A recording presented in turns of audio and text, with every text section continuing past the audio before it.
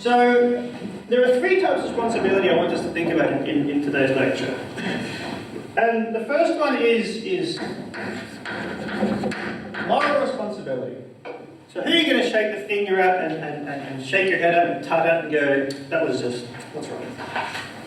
Second one is civil liability.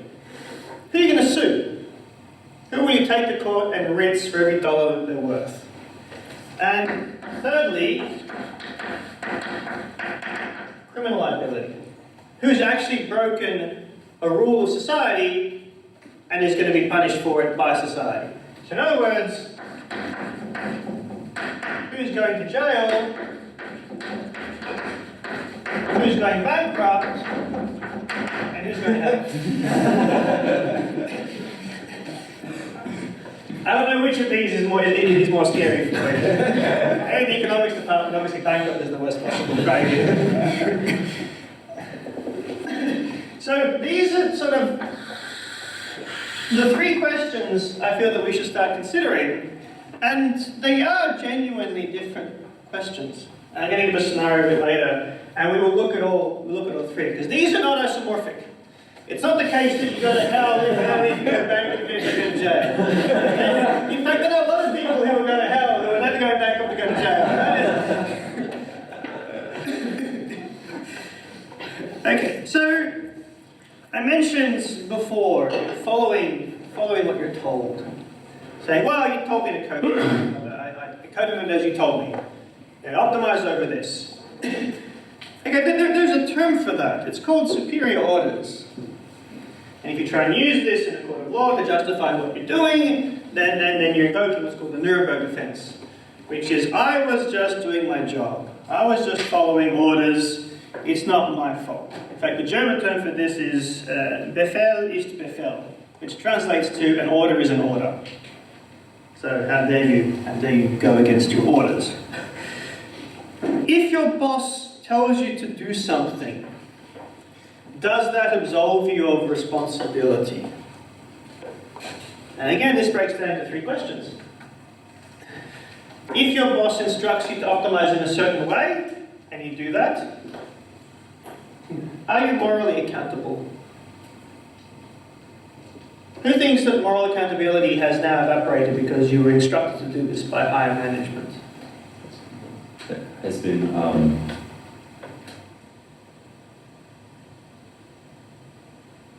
No, but remove from me. So if someone says to you, you must do this, this is the order, does that absolve you of moral responsibility? If something goes wrong, are you no longer going to hell if this thing ends up being bad?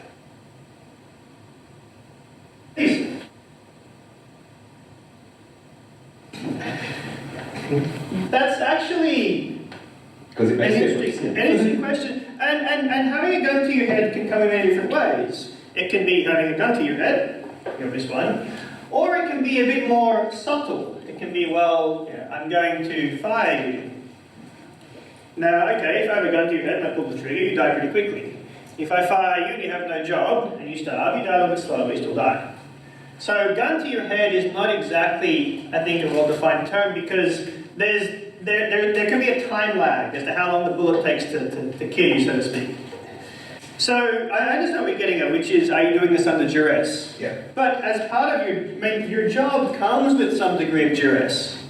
You can be fired, you can be sort of blacklisted if it's a small working community. All of a sudden you can't find another job. So I'm not saying that specifically you've got a gun to your head here, but that might kind of come with your boss saying, follow an order. And in the military, if you disobey orders, there are repercussions.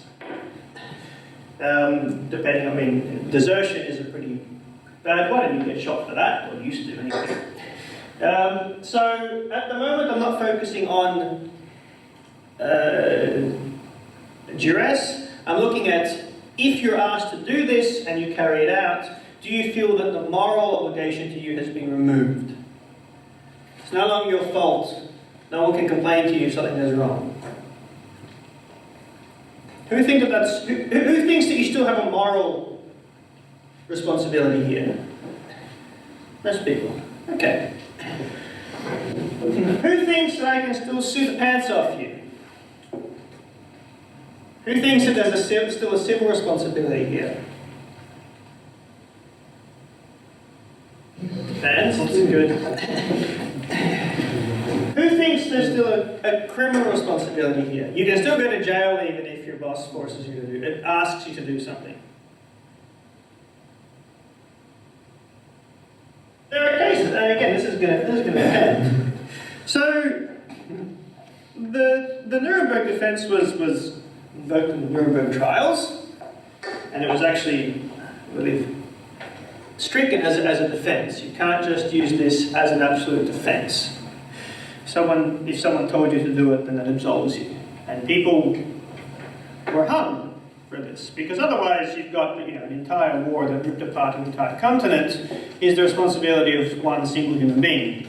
I think we can probably agree that there were at least 4 people involved, possibly more. N, for N is larger than 1. Which brings me to a curious case. The case of Albert Speer. Albert was the chief architect of the Nazi Party in the mid-late 30s, and then in the early 40s was promoted to the Minister for Armaments and War Production. So the guy that helped make guns and bullets. Organising all the logistics, a factory over here, a train line over here, make more bullets here, make more guns over here, make more tanks over here, move this over here, move the steel over here. So when he became the Minister of Armaments, production went up substantially in Germany. When I heard about this, I'm like, well, that's interesting. The architect designs buildings. How is he designing the whole war machine manufacturing process for a pretty big and busy country? In fact, it was still going up even as the RAF and the US Air Force were heavily bombing Germany. He managed to find more efficiencies even while there was an onslaught of air attack. He was good at his job. And it's believed that his work did prolong the war because he kept Germany producing armaments. Whereas had he not intervened, they would have run out of guns and bullets much sooner. He was brought to trial at Nuremberg, and it was actually a complicated case. He was the Nazi who said sorry. And he argued that, well, yes, I was part of the Nazi Party, I accept my 1/n responsibility for the atrocities committed because there are n people and I was one of them, and so mathematically 1/n, and this is my responsibility as part of the collective. He was not found guilty of helping his country in that particular trial. He did go to jail. He went to jail for 20 years because in part of his work, they were using slave labour. And he claims he wasn't aware that slave labour was being used, and the judges in the trial said, no, that's horse shit. He knew that slave labour was being used. And so he went to Spandau for 20 years. The interesting part, think of this, is that Albert Speer wanted to be a mathematician as a young man. And I just mean, when he said, I'll be a mathematician, that sounds like fun. He would do his math tests in school, and he'd finish the test, and he'd sort of look around, and he'd see that, well, everyone else is still going. So he'd go back to the test, and he'd re-answer all the questions in a different way, twice, before his classmates finished. This guy was a mathematician. The reason why he didn't go on to pursue a career in mathematics is because his father said, don't become a mathematician, you'll be poor and won't be paid much, become an architect like me and your grandfather. So he went to do architecture. But he was always a mathematician at heart. What I read about, Albert Speer is a fairly famous historical figure, and I read about him, and I heard about what he had done, and architecture, and then designing this massive, functioning, logistical challenge of a war machine. And when I heard that, I thought, this guy ain't no normal architect. He ain't just building bridges and nice facades. There's got more to it than this. And we dug in, and we sort of realized, actually, this guy's a mathematician. At heart, he's a mathematician. So he was doing a mathematical process organising the shipping and distribution and manufacturing centres of armaments for his country. Is there any moral question there? And this is a complicated case. There's no easy answer here. Can I add to what you've said? Which is that in his autobiography and in the trial, the Nuremberg trial, he is completely, he portrays himself as being completely open about his guilt. I participated in this machine did evil things. I didn't do the evil things, but I participated in the machine, so I bear responsibility. He was completely clear about that, probably not entirely open about the slavery thing, but he saw himself as being a technician, and he saw that what he was doing was, his argument was, I'm a patriotic German, I was serving my country. And that, of course, is not a war crime. And the Allies were very clear about that in the Nuremberg trials, that patriotism on the part of a German was not a criminal act. You were allowed to be a patriot, and therefore you were allowed to serve the Nazi party as a patriot. And Speer took they made claim that I was merely a technician being a patriot. The point being that he argued, qua mathematician, that the technician is amoral, is outside of morality. And that's the most mathematical thing, most mathemo thing about it. I was just, as we're writing symbols on paper. So there's still the formulas, just optimizing over something, and there's more train lines here, and there's more factories here. Hey, what's the... He did single-handedly prolong the war. So, okay, we've sort of established, well, some judges at Nuremberg established that, okay, there's no crime we can nail him for. I'm not sure where civil law would come in here. This is probably complicated. How you sue someone after a war is a little bit tricky and beyond my understanding. Maybe you can explain a bit later. Okay, the shaking your head, can't do it. But moral responsibility. Are you morally responsible? And I've said this before, mathematicians amplify things. Small number of mathematicians working on the right problem amplify things. Are you morally responsible in this scenario for prolonging one of the most horrendous wars in human history? And is the defense, I just did the math, acceptable? Or are you going to hell?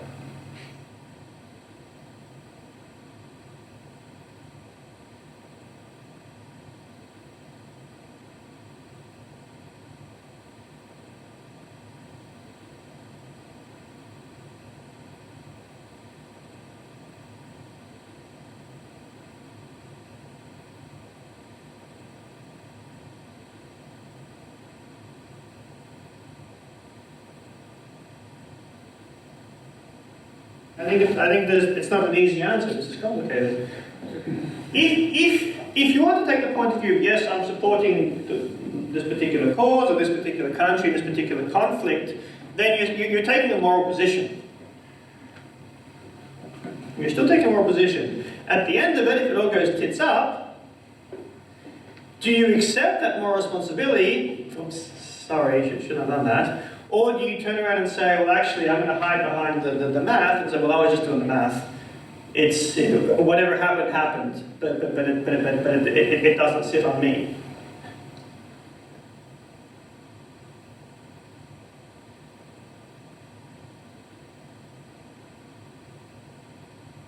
Yeah, that's true. He made almonds. Yeah, he made almonds.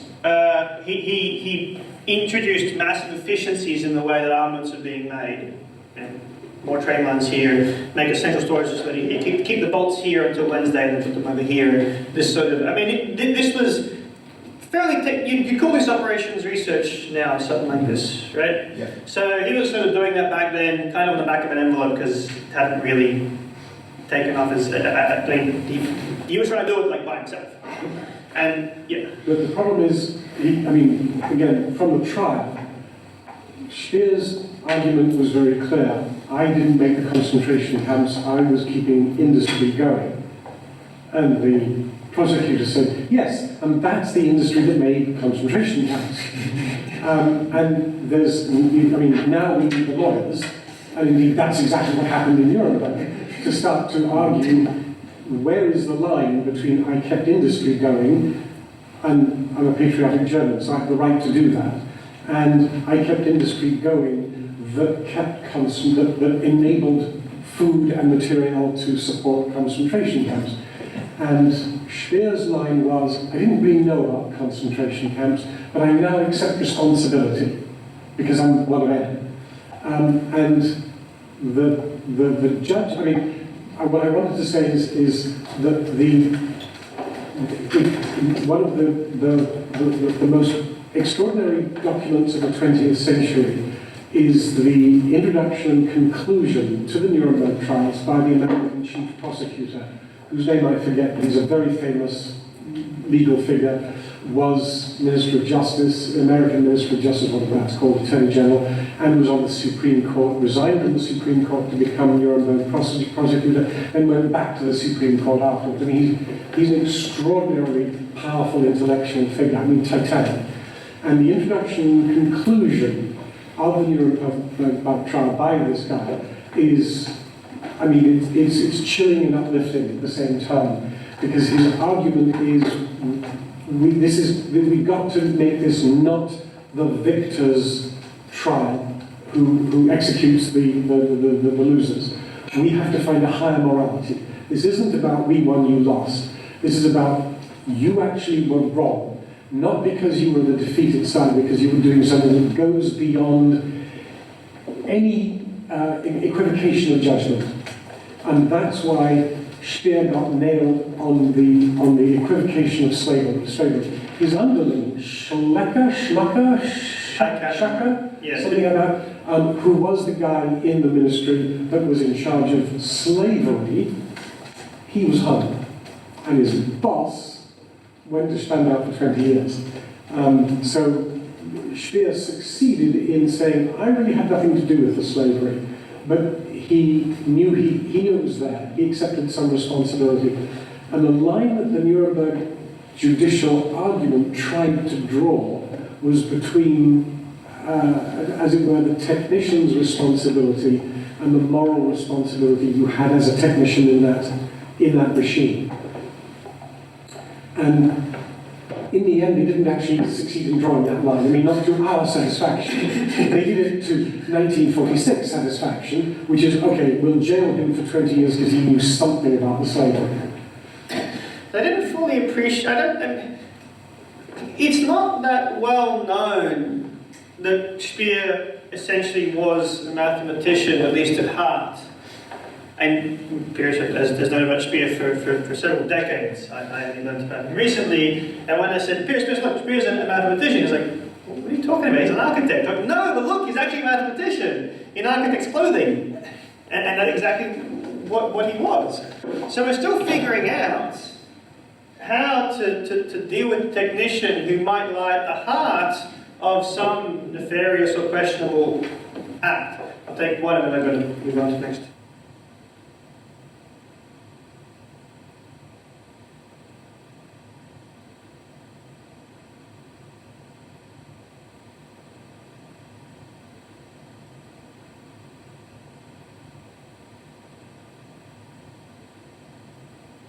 Yes.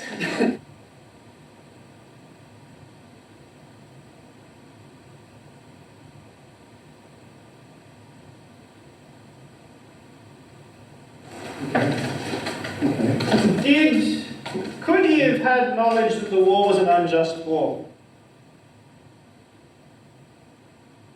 Not only did he, but he knew for at least the last 12 months of the war, if not 18 months, the war was lost.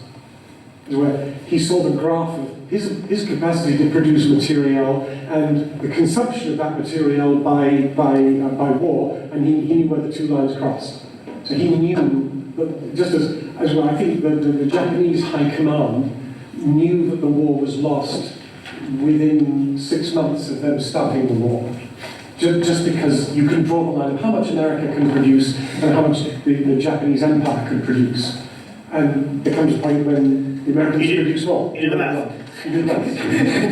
and these lines cross at some point. So he did know that the war was lost sometime before as it were, the Russians were in Berlin.